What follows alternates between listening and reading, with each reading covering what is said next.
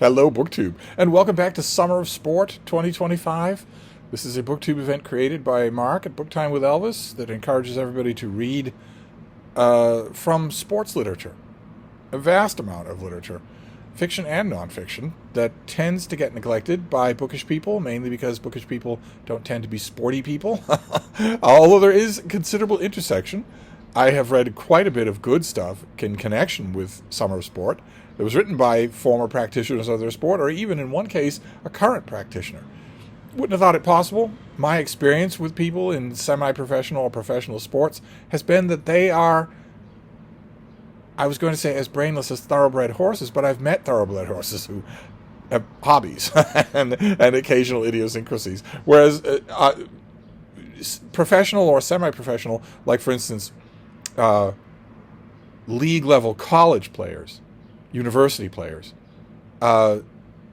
it almost always struck me as being literally mindless automatons, where literally the only thing they think about, the only part of their existence, is twofold: their sport in season and getting completely wasted off season, continuously wasted when they're not in training, and they just alternate between the two. I've almost never known anyone to be an exception to that. Nevertheless, I've read books that were good, and I've read books that were bad, that were dumb cheerleading or maybe bad romances.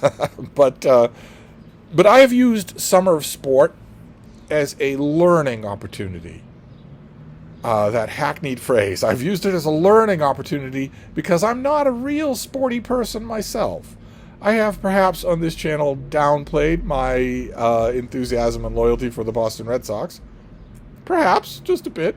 And like anyone who's ever spent time in Iowa City, with a few holdouts notwithstanding, I became a Hawks fan, a Hawkeyes fan. Absolutely, I did. And doted on everything. Doted on every little detail of the games. And occasionally, every little detail of a couple of the players. Like I said, the off-season they spend getting wasted. but that is the extent of it. And so I acknowledge at the outset of Summer of Sport that I have a lot to learn. And boy, oh boy, did I step into that just recently on Summer of Sport.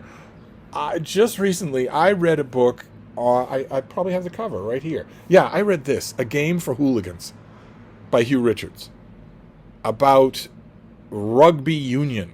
Now, in my naivete reading these interviews, I was mentally blocking out the word union.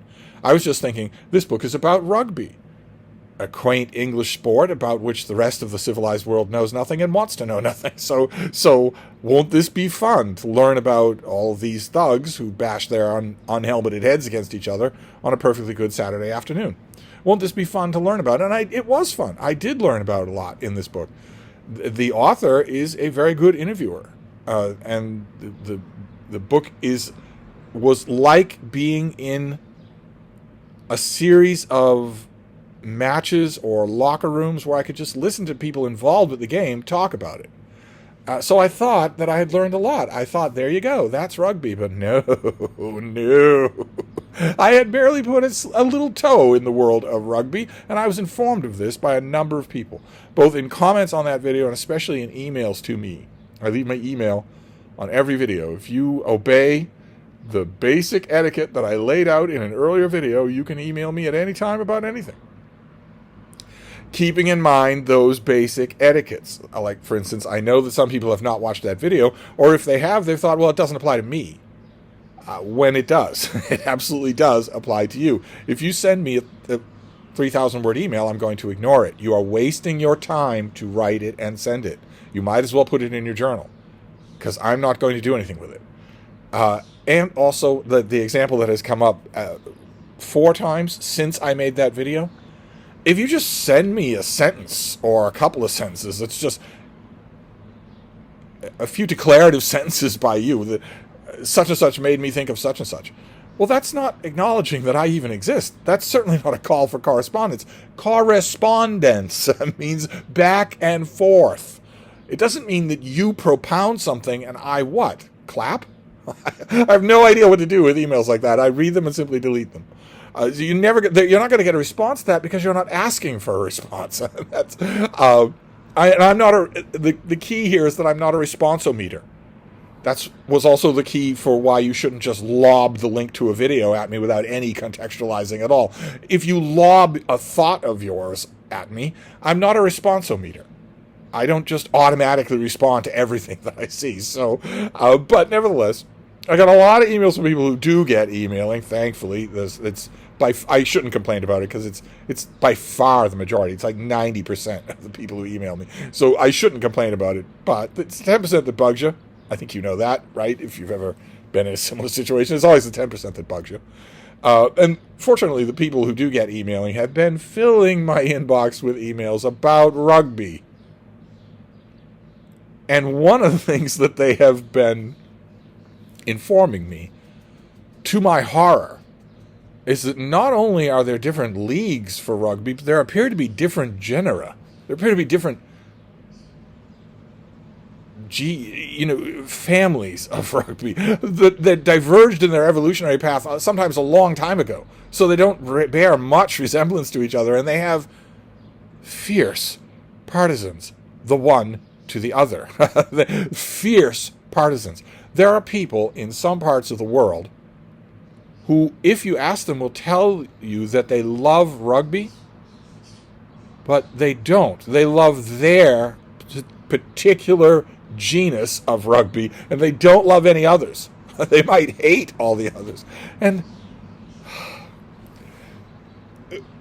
emailing with these people has made me realize that I did not get the full value out of a game for hooligans. I didn't even know what I didn't know. I didn't know what I wasn't reading in this book. I was just tra-la-laing along like a little innocent in a forest full of wild hogs. So I read another book last night about rugby. It's by Matt Durrant, and it's called Gold Digger, and it's about Australian rugby, which is apparently, the first person who, I got like 3 emails on the subject, and the first person who told me that Australian rugby might as well be apples and oranges to any other kind of rugby. I thought, oh, come on, please. That's ridiculous.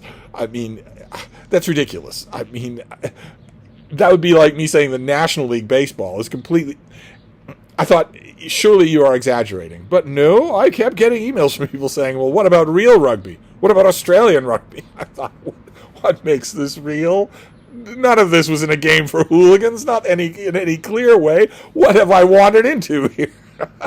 So, this book was recommended by one person. To be fair, I will say there was another recommendation about Australian rugby that was recommended more to me, but it wasn't quite available, and this was. So I read Gold Digger about Australian rugby. It is very similar in some ways to a game for hooligans. It is, in very large part, a collection of separate voices, a symphony of separate voices, all with Australian accents. It's very similar in that Matt Durrant is doing a lot of interviewing of the people who are involved in Australian rugby. Now, I admit this has an extra element of fascination for me because Australia is the great unknown for me. I have never, to the best of my knowledge, to the best of my recollection, I have never been to a rugby match or pitch or can or contest or whatever you call the game, or whatever you call the field. I have no idea. I'm now lost in the terminology of this mess. To the best of my knowledge, I've never been to a rugby game in England. I spent a lot of time in the north of England where it was very popular, and to the best of my knowledge, I turned down invitations. But I did get the invitations, and I got the invitations from people who I understood quite well. I didn't understand them verbally. I didn't understand the way they talked, but who does in the north of England? But at least I understood them as people. We got along as people. We could josh with each other.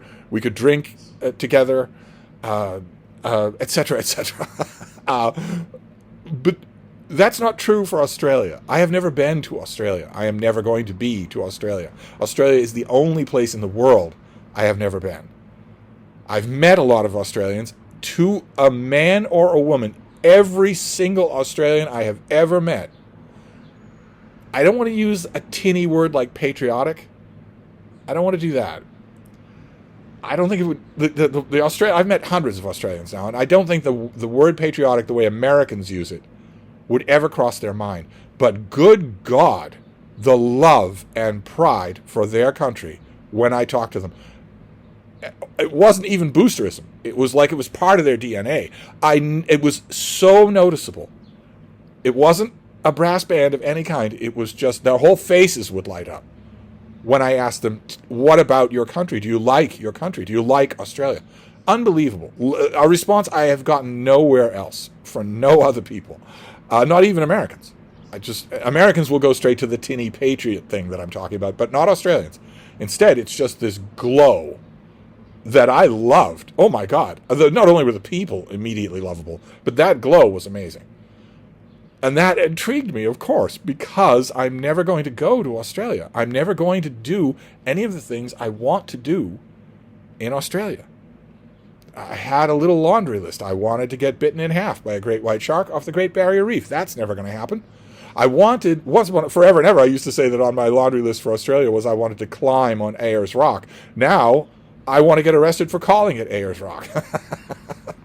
And, of course, the number one thing on my list for Australia that I will never get to do, there is a whole kind of dog in the world that I have never met. There's a whole kind of canine in the world with whom I have never smooched faces. Only one kind.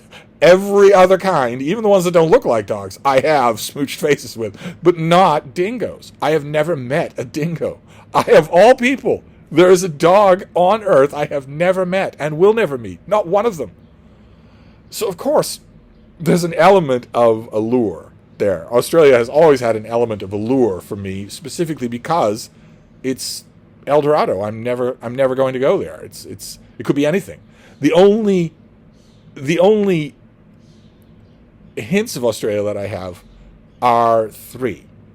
There are Australian people on YouTube, including Australian YouTubers. There's the obvious fact, at least it's obvious to me from a distance, that Australia is not only not a literary country, but hates literature. And three, those wonderful glowing people. Those wonderful, wonderful people. Where when I was working in retail bookstores, for instance, or when I was meeting Australians under other circumstances, the minute I knew they were Australian, I knew that I could simply talk to them and we could immediately start to have fun. We could immediately start to josh and throw elbows and revert to seriousness, talk about other things wonderfully, in a way that isn't usually true with other people, with other countries, with other nationalities. Not right off the bat. Believe it or not, Germans are like that, but not right off the bat. Famously, you have to break through.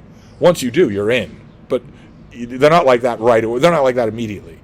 But Australians are, and I love it. I absolutely love it. So I only know those things about the country. I had no idea they had their own rugby. They seem to have their own everything. So I read this book. And Matt Durant, bless him, he does his best to ground me in the subject, but he doesn't do nearly enough. I was lost in this book, as I now realize retroactively. I was lost in A Game for Hooligans. I realize now that I was lost then. I was just caught up in the voices, in these people telling stories and being funny in their anecdotes, and the same thing is true here. The people were telling stories and being funny in their anecdotes, or moved in their anecdotes. And I was all caught up in that, but I was not understanding one thing in 5 years. And I'm worried now that I have started down a rabbit hole. I was worried, originally with Summer of Sport, I was worried that the rabbit hole would be gay hockey romance. Now I'm worried that it's going to be rugby. God help us. I don't want to be a rugby fan by the time I finish. I have known rugby fans. I know a rugby fan whose name might be known to you. We correspond all the time in email. And when it gets around to rugby, he is obviously demented. Well, the rest of the time, no. But on his chosen subjects, no. But when it gets around to rugby, I don't want to become that guy. I don't want to become a fan of this sport. Of course I don't. Who in their right mind would? Now I don't know what to do. Because I'm told I didn't really get the impression from this book, but I got the impression from the people who were emailing me that Australian rugby is not as deep as the rabbit hole goes. There are all kinds of subspecies of rugby, even in England, that don't connect with each other and, of course, don't like each other. I think, if I'm going to pursue this subject, that A-bomb measures might need to be taken. And the biggest A-bomb measure for me to understand rugby is something that you all would probably really, really like. And that would be an hour-long filmed conversation with Joe Spivey. Now, I'm imagining, certainly from the scattershot emails that I've been getting, I'm imagining that Joe Spivey's resultant hangover from his team's victory is going to last for a large chunk of the rest of 2025. But when he dries out, I will get in touch with him about perhaps doing a video conversation with me for Summer of Sport in which he elucidates rugby to the best of his ability. I don't know. I don't know how that will work, but he's the only thing I can think of. Anyway, I don't know what I'm going to do tonight. I may go to another rugby book. I've had a number of them suggested to me now. All of you, not all of you, it's actually one persistent person, a troublemaker, you know who you are, has been suggesting gay rugby romances. I'm not ready for gay rugby romances. I can't be at the point where I'm reading a book where the sport is lurking in the background like it is in gay hockey romances until I know the sport. I can't have it lurking in the background if I don't even know what it is. I need to understand rugby, God help me. So I may have to read another book. I'm going at this old school. For those of you who might be wondering, I'm going at this old school. I have not looked up rugby on Wikipedia. I'm not going to take the approach that I usually advocate to you and that I usually do myself. I usually go to generalized encyclopedic overviews first before I go into the trenches with the books. I'm pretending now that we're in the pre-internet days when you took your life into your hands if you played rugby. I gather you don't do that anymore, although it seems like you can in Australia. It seems like everything you do in Australia, you're taking your life in your hands. But, sorry, I didn't mean this Summer of Sport video to be quite so plaintive. I will seek advice. I will continue on this rabbit hole, I think. I mean, it would feel so anticlimactic to read a book about baseball tonight when I'm starting to realize how much I don't know about rugby. so maybe, I mean, Summer of Sport is all summer long. I've got all the time in the world. Maybe I can afford a little rabbit hole here and there. God. Anyway, I will report back. Thank you, BookTube, mate.